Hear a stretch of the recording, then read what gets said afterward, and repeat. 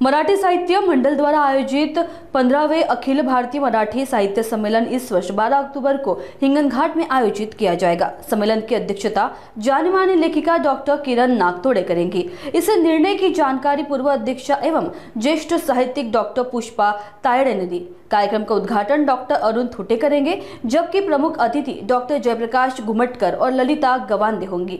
सम्मेलन में डॉक्टर रेखा जगनले, doctor Vinayak Wahge, doctor Balaji Raut, Nita चिकारे और लता हेड़ाव जैसी वरिष्ठ साहित्यिक हस्तियां विशेष रूप से उपस्थित रहेंगी। मराठी साहित्य सेवा को प्रोत्साहन देने वाला यह सम्मेलन एक सराहनीय पहल माना जा रहा है। हालांकि नागपुर और अन्य स्थानों पर हुए आयोजनों को लेकर कुछ सदस्यों में असंतोष भी देखने को मिला।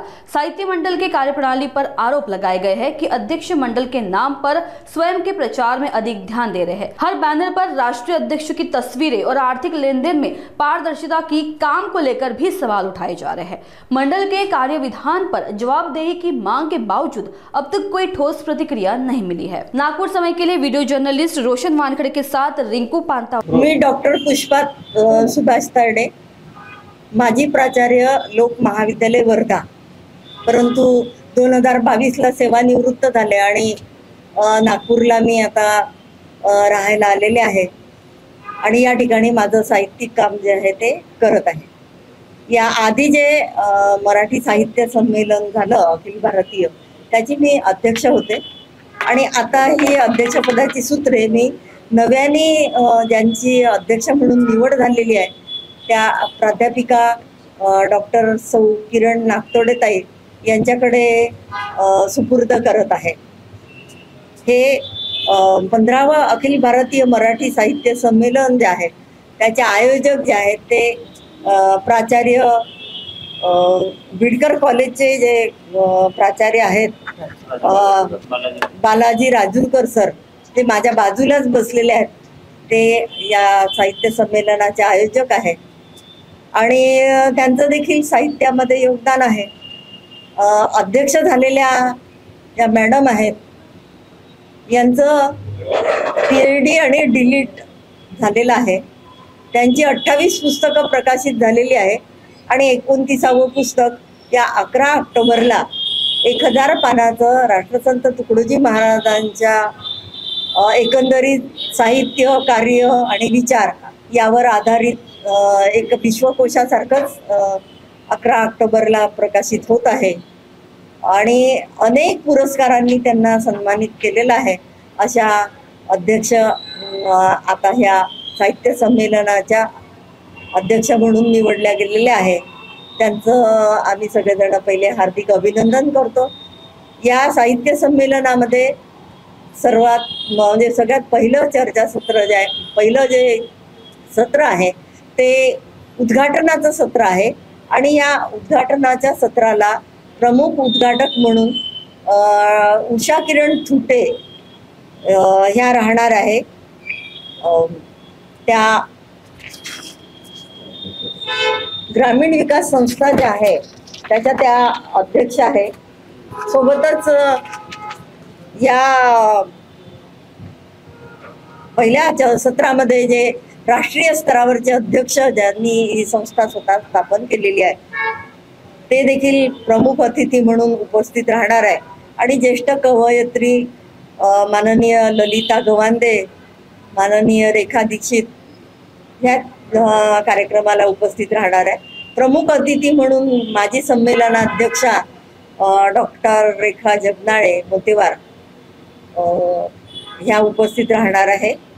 त्या नागपूरच्याच आहे आणि पांढरी पांडे यांचं जे सोशल वर्क कॉलेज आहे तिथे त्या काम करत आहे। अध्यक्षपदाचं जे आता तुमचं जे धुरा आहे तुम्ही आता पुढे देत आहे त्या मॅडमला देतात तुम्ही, पण आता मी जे परत प्रश्न विचारते, जे मंडळाचे जे अधिकारी आहेत त्यांचं ते जे नाराजगी ते व्यक्त करतायत की अध्यक्ष जे आहेत, अध्यक्ष महोदय जे आहेत ते काम करत नाही, आपल्या स्वार्थासाठी काम करून घेतात आणि लक्ष देत नाही, यावर आपलं काय मत आहे नेमकं? आणि आता जे अध्यक्षपद ज्यांच्या हातात आहे ते धुरा ते दुसऱ्या व्यक्तीला देत आहे, तर बाकीचे जे सदस्य आहेत ते कर्मचारी किंवा अधिकारी त्यांनी काय अपेक्षा करायला हवी, यावर आपलं काय म्हणणं हे सुद्धा तुम्ही थोडक्यात सांगा। मला असं वाटतं की मला असं वाटतं की कधी कधी छोट्याशा ज्या काही घटना होतात त्यातून मनाची नाराजी असते परंतु जेव्हा सार्वजनिक स्तरावर खूप मोठे मोठे आपण कार्यक्रम घेतो तेव्हा